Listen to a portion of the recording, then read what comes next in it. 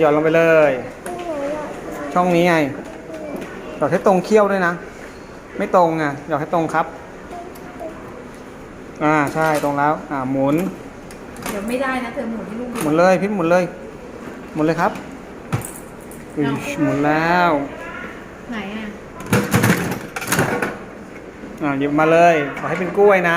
อย่าให้เป็นคิตตี้นะไม่ใช่ห้องล่างนี่เป็นกล้วย โอ้ยกล้วยจริงๆด้วยในสุดนี้ก็ได้กล้วยแล้วได้แล้วครับนี่ฮะกล้วยแมวครับนี่เอง